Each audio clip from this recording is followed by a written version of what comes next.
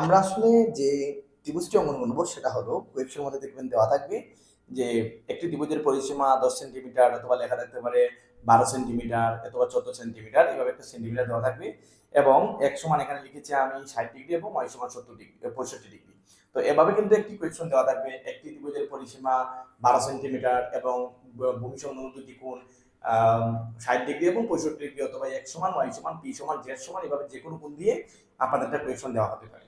তো এই কোয়েকশনটিকে কিভাবে আমরা সলভ করব? তো আমরা সলভ করব যে প্রথমে আমরা যে মানে পরিসীমাটি দেওয়া আছে এই পরিসীমাটি আমরা প্রথমে এখানে নেব। যেহেতু এখানে 10 সেন্টিমিটার দেওয়া আছে তাই আমরা এখানে 10 সেন্টিমিটার প্রথমে আমরা ত্রিভুজের পরিসীমাটাকে আমরা 10 সেন্টিমিটার এখানে আমরা নিব। দেখেন এখানে লিখেছি আমি p সমান 10 সেন্টিমিটার। এখানে যা দেওয়া আছে প্রশ্ন থেকে আমি নিলাম। তারপর এখানে দেখুন দুটি কোণ আছে, একটা কোণ আছে এখানে 60 ডিগ্রি এবং অপর কোণ আছে 65 ডিগ্রি। আমরা প্রথমে দুটি বাহু, যেহেতু স্কেল কম্পাস বলিনি তাই আমরা এখানে দুইটি বাহু এইভাবে আমরা 5 সেন্টিমিটার অথবা 6 সেন্টিমিটার অথবা একটা পরিমাণ করে আমরা নিলে কিন্তু হবে।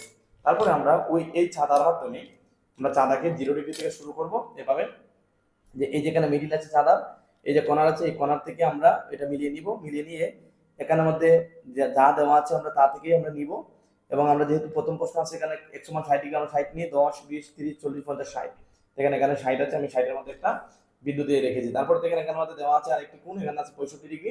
তো আমরা 65 ডিগ্রি কিভাবে নিব? দেখেন এখানে লেখা আছে 60, এখানে আছে 70, 60 এবং 70 এর মধ্যখানে আছে কিন্তু 65, এটা কিন্তু আপনার ধরে নিতে হবে। তারপরে আমরা এই কোণটাকে আমরা এইভাবে ওই বিন্দু থেকে আমরা ওই নিচের যে বিন্দুটি আছে এই বিন্দুর মধ্যে আমরা পরস্পর মিলিত করে দেওয়ার পরে এটাকে নাম দিতে পারি x, এটাকে আমরা দিতে পারি y। তো প্রথম কোণটা আছে এখানে 60 ডিগ্রি আর পরের যে কোণটা আছে এটা হলো 65 ডিগ্রি। তো এখন এই কোণগুলো থেকে কিভাবে আমরা একটি ত্রিভুজ আমরা অঙ্কন করব এই বিষয় নিয়ে আমরা আলোচনা করছি। যে ত্রিভুজটা আসলে কিভাবে আমাদেরকে অঙ্কন করতে হবে আর কিভাবে আসলে আমরা ত্রিভুজটা অঙ্কন করলে আমাদের খুব সহজ হবে এই বিষয় নিয়ে আমি এখন আলোচনা করব, শুরু করতে যাচ্ছি। তো প্রথমে আমরা একটি ত্রিভুজ যখন আমরা অঙ্কন করব তখন আমরা যে কোনো একটি মানে যে কোনো আমাদের ইচ্ছা মতো আমরা যে কোনো একটা রশ্মি নিব বা আমরা রেখা নিব, তার নাম আমরা দিব যে কোনো রশ্মি বিই। ধরেন এটার নাম দিয়েছি আমি বি এবং এটার নাম দিয়েছি আমি কিন্তু এখানে ই। যে কোনো রশ্মি এখানের মধ্যে দেখেন আমি বিই নিয়েছি। তো আমি যে কোনো রশ্মি এখানের মধ্যে বিই নিয়েছি। তো বিই থেকে প্রথমে আমরা যে কাজটা করবো এখানে যে 10 সেন্টিমিটার যেহেতু আছে পরিসীমা, তাই আমরা পরিসীমা সমান করে আমরা এটাকে আমরা কেটে দেব। বিই থেকে বি এবং ই থেকে পরিসীমা পি এর সমান করে বিসি রেখা আমরা কেটে নিব অথবা বিডি রেখা আমরা কেটে নিব। বিডি আমরা রেখা কেটে নিচ্ছি। এখানে যে মাপটা আছে দেওয়া এটা কিন্তু আসলে পি এর মাপ। তারপরে আমরা যে কাজটা করতে পারি সেটা হলো কোণ এখানে এক্স, এই যে কোণ আছে আমরা কোণটাকে যে কোনো একটি পরিমাণ করে আমরা এখানে কোণ এক্স বিন্দুতে একটা কোণ আমরা এভাবে নিব, নিয়ে আমরা বি বিন্দুতে কোণ এক্স এর সমান করে একটি কোণ আমরা এখানে অঙ্কন করব। আমরা এখানে একটা কোণ অঙ্কন করব এবং সবসময় কিন্তু 60 ডিগ্রি হলে উভয় দিকে সমান থাকে। তো তারপর আমরা এখানে মান, যেহেতু ভিতরের যে মাপটা আছে এই মাপটা আমরা এখানে নিব। নেওয়ার পরে আমরা একটা কাজ করব যে বি থেকে মানে এখন আমরা কি লিখছি এখানে যে কোনো কিছু বি নেই, পি এর সমান করে বিডি রেখা কেটে নেই, বি বিন্দুতে কোণ এক্স এর সমান করে একটা কোণ অঙ্কন করি এবং কোণ ডিবি এবং এফ আঁকি। মানে এখানে ওই যে কোণটা আছে এক্স এর কোণ, এখান থেকে আমরা সোজা আমরা এফ অঙ্কন করে দিচ্ছি, এখানে এফ অঙ্কন করে দিচ্ছি। তারপরে আমরা যে কাজটা করতে পারি সেটা হলো ওয়াই ওয়াই মানে ওয়াই এর সমান করে ডি বিন্দুতে আরেকটি আমরা কোণ অঙ্কন করবো এখানে। তো এটা হলো ডি বিন্দুতে কোণটি অঙ্কন করবো আমরা এই ভিতরে মাপ নিচ্ছি, এখানে যতটুকু মাপ আছে ততটুকু নিতে হবে। নেওয়ার পরে এদিক থেকে এদিকে, তবে এটার বাইরে কিন্তু কোণ হবে না, ভিতরে হবে কোণটি। তো এখান থেকে আবার আমরা যেদিকে যাচ্ছি সেদিকে আমরা নিয়ে যাব। বি থেকে আমরা একটা কাজ করি, বিডি আমরা এখানে এটা যেহেতু এফ দিয়েছি এখানে আমরা এম অঙ্কন করি। এটা কিন্তু এক্স কোণ, এটা কিন্তু ওয়াই কোণ।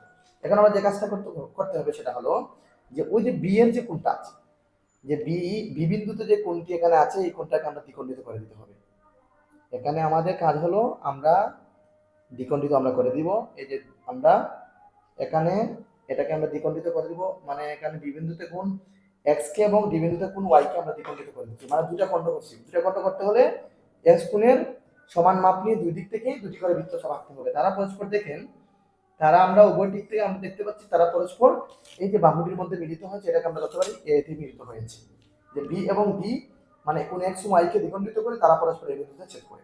তারপর আমরা একটা কাজ করতে পারি যে এখানে এই কোণের সমান নিয়ে এদিক থেকে এখানে একটি কোণ আঁকি আমরা এবং এটার যে অর্ধেক আছে এই অর্ধেক বাহু যে আছে এই অর্ধেক বাহু সমান করে এখানে আমাদের একটা কোণ আমরা অঙ্কন করে দিই। এখানে আমরা একটা কোণ অঙ্কন করে দিচ্ছি।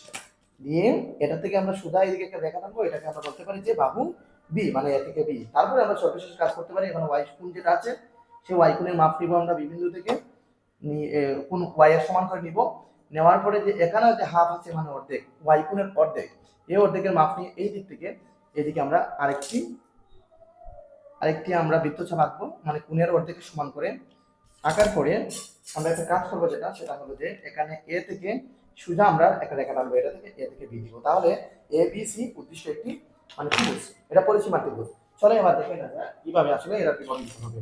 প্রথমে লিখবা, এখানে লিখতে হবে বিবরণ, যে কোনো বি নেই, বাহু পি এর সমান করে বিসি বি রেখা কেটে নেই, বি ও ডি বিন্দুতে যথাক্রমে এক্স ও ওয়াই সমান করে দুটি কোণ আঁকি এবং ডিবি কোণ ডিবি এফ আঁকি এবং বিডি এম অঙ্কন করি। বি ও ডি বিন্দুতে কোণ এক্স ও ওয়াই কে দ্বিখণ্ডিত করি, তারা পরস্পর এই বিন্দুতে ছেদ করে। কোণ এক্স এর অর্ধেকের সমান করে এ থেকে বি আঁকি, কোণ ওয়াই এর অর্ধেকের সমান করে এ থেকে ডি আঁকি। তাহলে এ বি সি উদ্দিষ্ট একটি বর্গ।